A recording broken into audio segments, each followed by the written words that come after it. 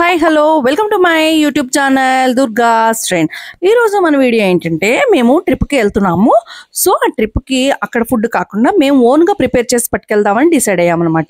ఇదిగోండి ఇలాగా నేను అన్నం ఉడికించి ఇట్లా ఆరబెట్టాను అనమాట. 1.5 kg వరకు ఉంటుంది. సో ఎందుకు ఇంత మెత్తగా ఉడికించాను, ఎక్కువ ఓవర్ కుక్ ఎందుకు చేశాను అంటే సో దద్దోజనంకి బాగుంటుంది అని చెప్పేసి ఇలాగా దద్దోజనంకి ప్లాన్ చేసాము. సో ఇదిగోండి ఇది ఈ అన్నం ఆరిపోయేంత వరకు ఇలాగ తాంబాలంలో వేసి ఇలా ఆరబెట్టేసాను.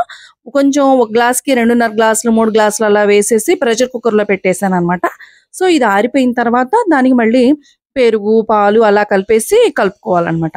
సో ఇది ఆరేలోగా ఏం చేద్దాము, ఫ్యాన్ వేసి కొంచెం అలా పెట్టేసి ఇప్పుడు పోపుకి వచ్చేసాను నేను. పోపుకి కావాల్సినవి పచ్చిమిర్చి, కరివేపాకు, ఇదిగోండి జీలకర్ర, ఎండుమిర్చి, తర్వాత అలాగా అల్లం ముక్కలు ఇలాగనమాట, కరివేపాకు ఇదిగోండి ఆయిల్ పెట్టి బాండి పెట్టి ఆయిల్ వేసి సో పోపు స్టార్ట్ చేశాను నేను. పచ్చిమిర్చి వేసాను, నెక్స్ట్ ఎండుమిర్చి, తర్వాత ఈ పోపు దినుసులన్నీ కూడా అందులో వేసి కలుపుకోవాలి. పోపు అంటే ఈ అన్నం అయితే ఆరేంత వరకు టైం పడుతుంది కదా. సో ఈ పోపు కూడా ఇప్పుడు కలపకుండా అప్పటికప్పుడు తినేటప్పుడు కలుపుకుంటే బాగుంటుంది కదా. మేము జర్నీ ఎప్పుడు చేస్తామంటే మిడ్ నైట్ స్టార్ట్ అవుతాం ఇక్కడ 1:32కి. సో ఆఫ్టర్నూన్ తినేలాగా ప్లాన్ చేసుకున్నాం అనమాట ఇది. సో ఇదిగోండి ఇప్పుడు ఈ పప్పులు ఇవన్నీ జీలకర్ర ఇవన్నీ కూడా ఇప్పుడు యాడ్ చేసుకున్నాము. ఎండుమిర్చి ఇవంతా కూడా యాడ్ చేసుకుని పోపు పెట్టుకోవాలి. లాస్ట్లో ఫ్లేవర్ కోసం వచ్చేసి ఇంగువ కంపల్సరీ అండి. ఈ దద్దోజనంకి ఇంగువ వేస్తే ఆ ఫ్లేవర్ అద్దరిపోతుంది.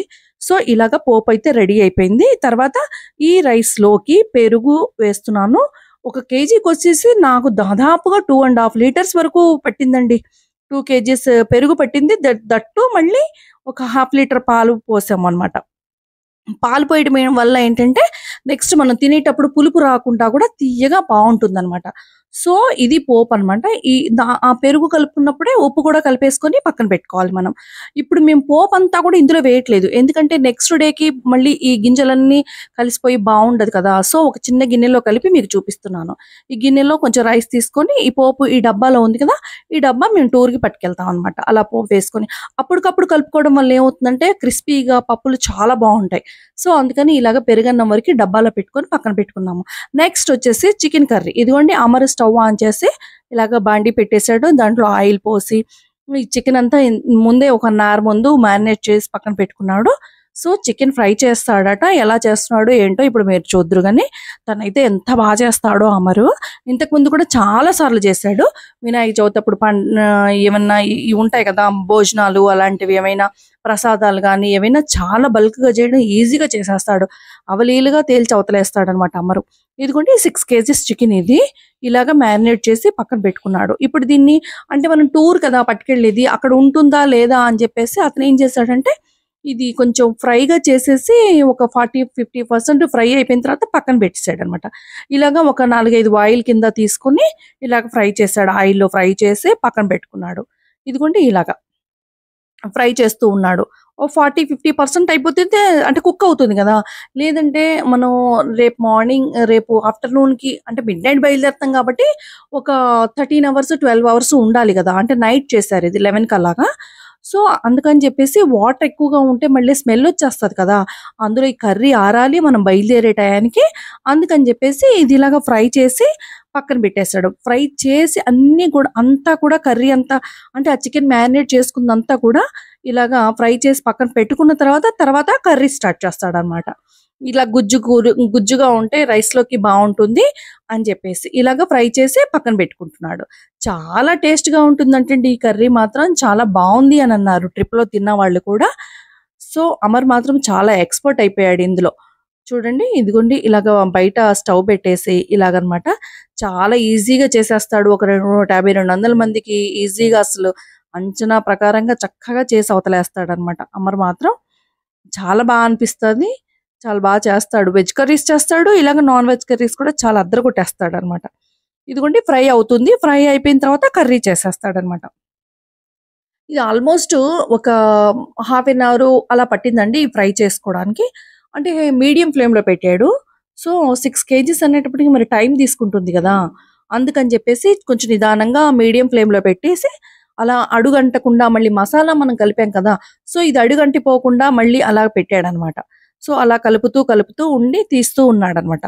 ఇదిగోండి అంతా అయిపోయింది. ఇదిగో ఇలా తీసి పక్కన పెట్టేసుకుంటున్నాడు. ఈ చికెన్ అంతా కూడా. ఇంకా లాస్ట్‌లో ఇంకొక 2 సార్లుకొస్తుంది.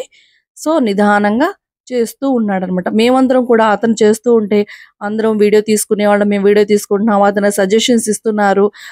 తర్వాత తనతో పాటు నించొని కబుర్లు చెప్పుకుంటూ అలా ఉండిపోయారంట. మా మగవాళ్ళు అందరూ కూడా ఆడాళ్ళు అందరూ. ఇలా మాట్లాడుతూ ఆ అబ్బాయికి పని చేసినట్టుగా తెలియకుండా చేద్దామని చెప్పేసి. ఇది పక్క అవుతుంటే పైన పద్మ ఆంటీ ఏం చేశారు, ఇలా పులిహోర కూడా తీసుకెళ్తున్నాం మేము. దద్దోజనము, చికెన్ కర్రీ, పులిహోర, వైట్ రైస్. ఇదిగోండి ఈ పులిహోర వచ్చేసి పైన పద్మ ఆంటీ చేసే అన్నం వండారు. ఇదిగోండి ప్రసన్న గారు బేషన్‌లో వేసి ఇలా పులుసు కలిపేసి పక్కన పెడుతున్నారనమాట. పులుసంతా అన్నానికి పట్టిచ్చేస్తున్నారు. ఇది ఈ 2 పక్కల అవుతుందనమాట. అటు చికెన్ కర్రీ అవుతుంది. అట్ ద సేమ్ టైమ్ ఇటు రైస్, పులిహోర కూడా అవుతుందనమాట. అంటే యాక్చువల్‌గా మనం బయటికెళ్తే బయట దొరుకుతుంది ఫుడ్డు కాదంటలేదు. కాకపోతే మనం ఉన్న ప్లేస్‌లో ఆ ఫుడ్ గాని మనకి సరిపడలేదనుకోండి, ఈ ట్రిప్ అంతా కూడా ఎంజాయ్ చేయలేం గదా! అందుకని జెప్పేసి మేము ఎక్కడికెళ్ళినా ఇలా కొంచెం ఫుడ్ అయితే పట్టుకుంటాము. సో, ఇదిగోండి పులిహోరకి కూడా ఇలాగ పోపంతా కూడా ఆంటీ రెడీ చేశారు. పోపు వేస్తున్నారు. అంతా ఒక దగ్గర చేయలేదండి. నేను దద్దోజనం చేశాను. అమర్ కింద చికెన్ చేశాడు. ఆంటీ పైనొచ్చేసి పులిహోర చేస్తారు. అంతా ఒక దగ్గర చేసినా ఎక్కువ క్లమ్సీ కాకుండా ఉంటుంది. అంతా ఒక దగ్గరైతే కొంచెం క్లమ్సీగా ఉంటుంది గదా! సో, అందుకని చెప్పేసి అలా ఒక చోట అలా చేశామనమాట. అప్పుడు పని కూడా షేర్ చేసుకొని చాలా ఈజీ వర్క్ అవుతుంది గదా!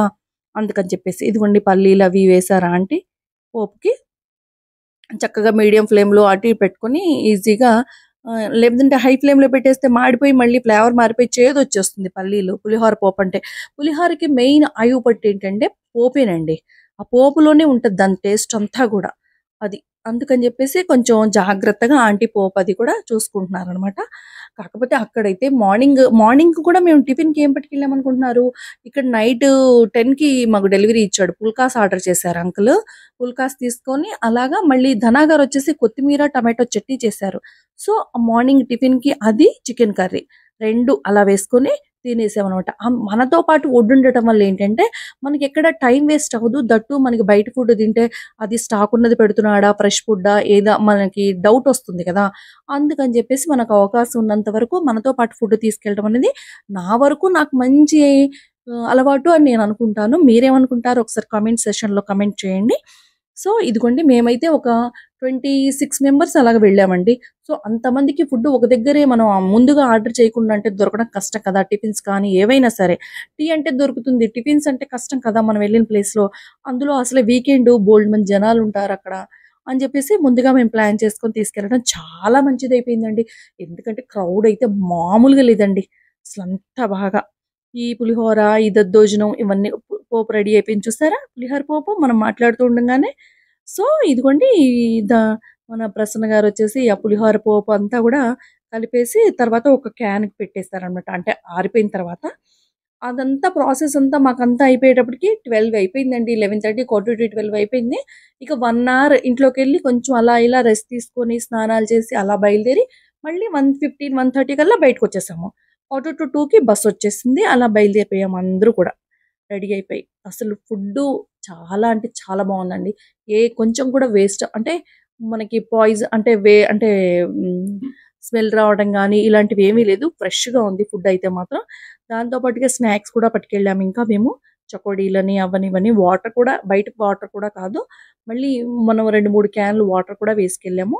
అంటే చిన్న పిల్లలు ఉంటాం గదా! మళ్ళీ బాడీ డిసీజ్ వస్తాయి. సో, ఎందుకని చెప్పేసి ఈ వీడియో మీకు నచ్చినట్లయితే please like, share and subscribe my channel.